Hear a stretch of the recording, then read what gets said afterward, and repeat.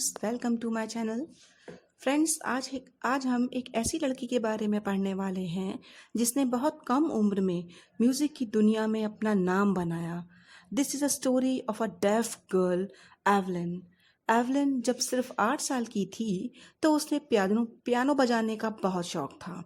एक बार जब वो किसी शो में पियानो बजाने के लिए अपनी टर्न का वेट कर रही थी तो उसका नाम पुकारा गया कि एवलिन स्टेज पर आ जाएं, पर उसने इस आवाज़ पर कोई रिस्पॉन्स नहीं किया।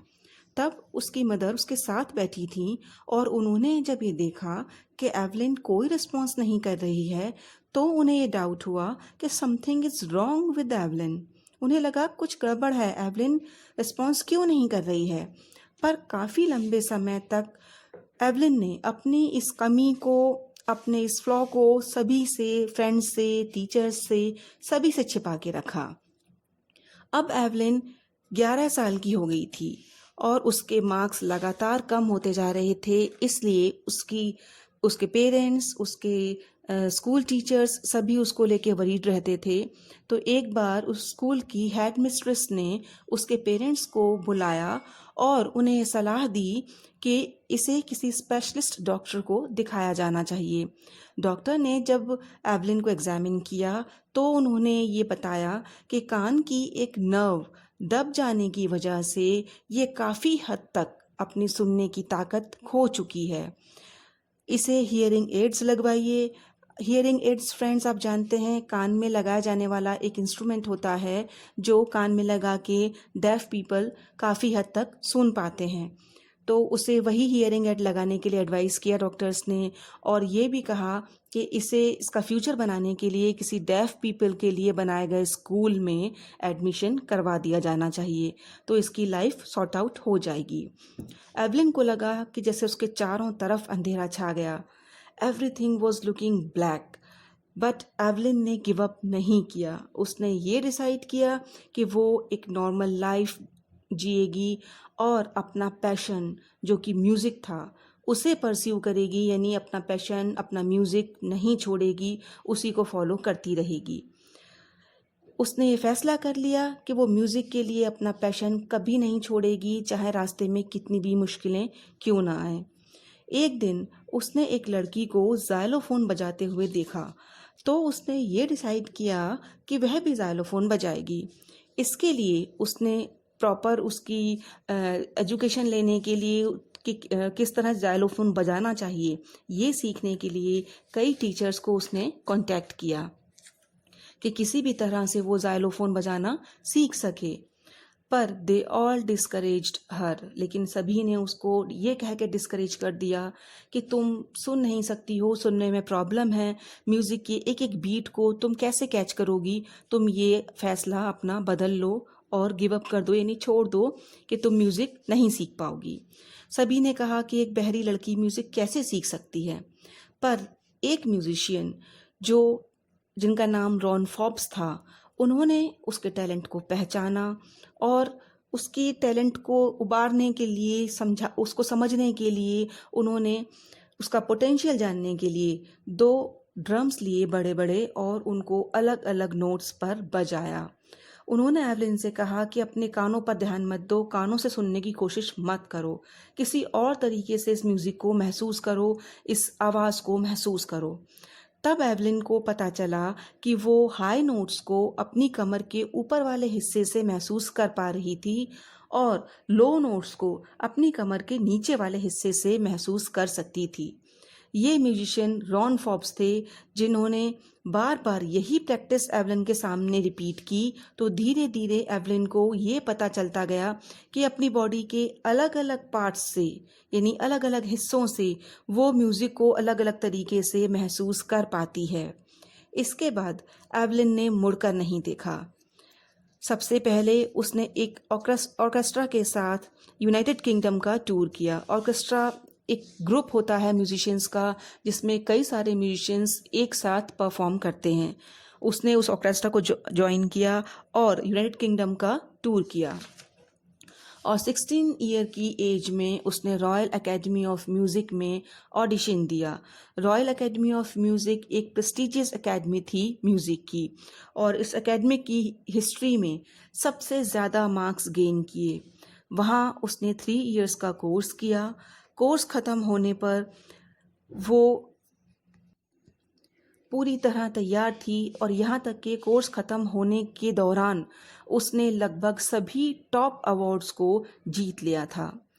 एवलिन का कहना था कि ये कोई जादू नहीं है, अगर आप अपनी मंजिल तय कर लें तो आपको आपकी मेहनत के दम पर वहाँ तक पहुँचने से कोई नहीं रोक सकता।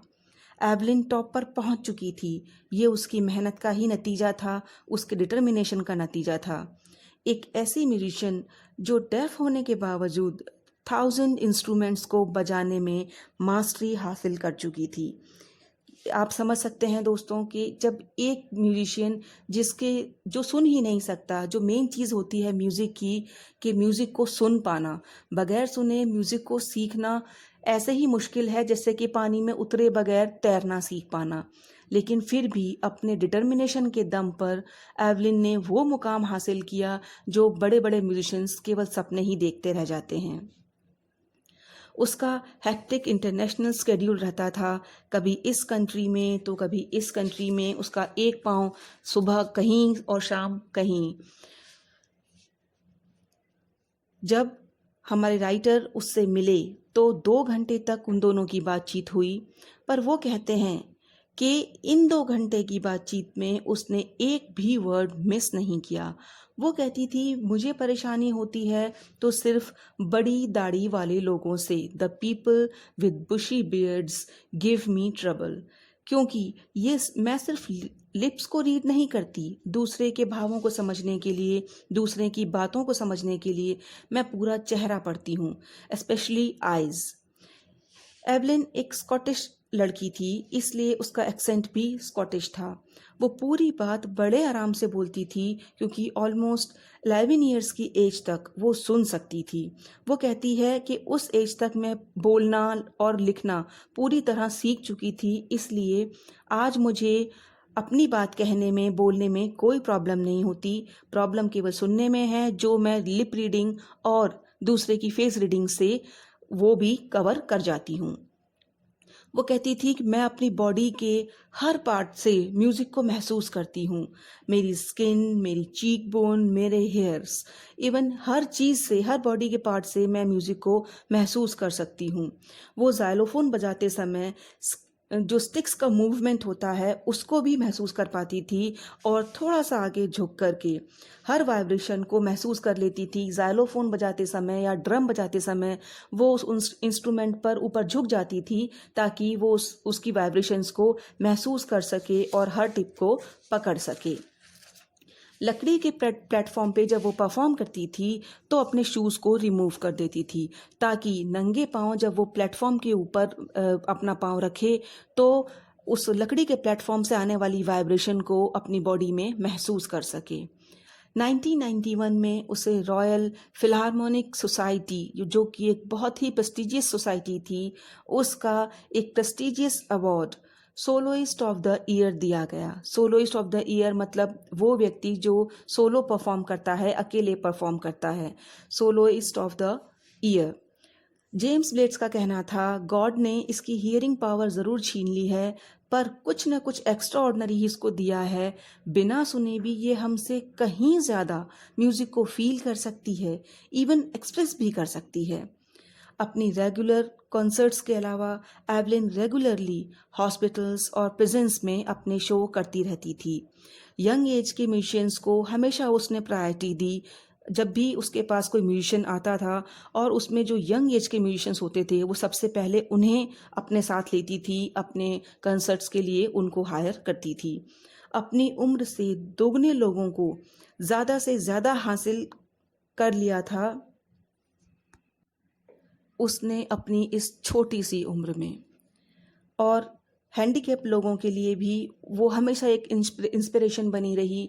हैंडीकैप लोगों को वो इंस्पायर करती थी जब वो उसको बजाते हुए सुनते थे तो उनके मन में हमेशा ये फीलिंग आती थी कि अगर एवलिन कर सकती है तो हम क्यों नहीं। इस तरह हज़ारों लोगों की, बच्चों की इंस्पिरेशन वो होल लाइफ बनी रही।